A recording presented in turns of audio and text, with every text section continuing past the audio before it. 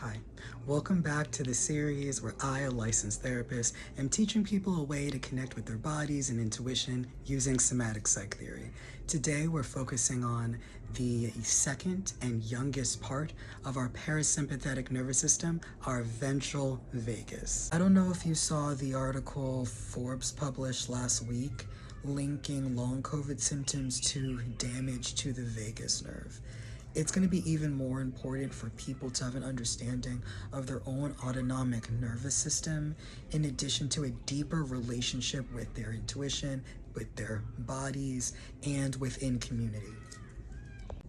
Our ventral vagus is the second part of our vagus nerve, which connects our brain stems to our faces and the rest of our bodies. The ventral vagus specifically regulates organs above our diaphragm, think your heart, your lungs, and connects them with the nerves in your face. Ventral vagus links our brain stems, hearts, and our muscles in our faces, middle ears, and voice boxes to create what is known as the social engagement system. Through our facial expressions, the tone in our voice, the patterns in our speech, and our body language, our social engagement systems send, search for, and receive signs of safety to and from people and to and from our environment. Now let me talk about some of the physical effects of being in a ventral vagal state. So let's start with the heart. Our bodies, once we're in a ventral vagal state, we don't need hormones like adrenaline and cortisol to kind of get us up and moving, so our bodies begin to settle down. The heavy, short, quick breaths of fight or flight and the slower breaths of a dorsal vagal shutdown go away in a ventral vagal activated state.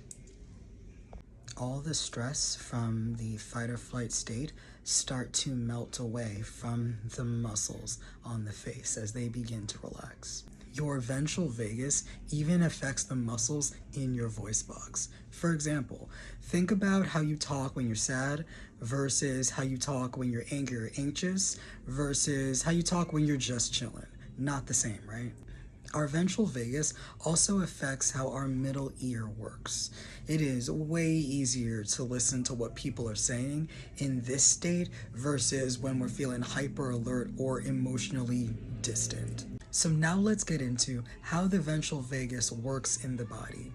Therapist and polyvagal theory author Deb Dana uses a bike brake to describe how the ventral vagus works.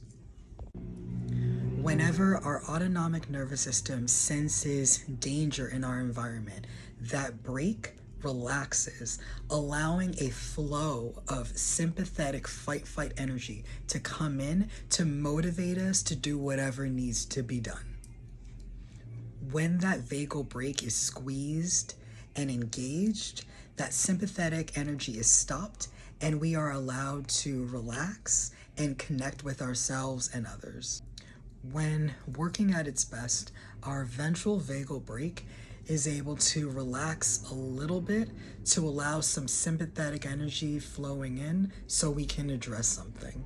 Then re-engage itself to help bring balance to our autonomic nervous system, helping us manage the ups and downs of life.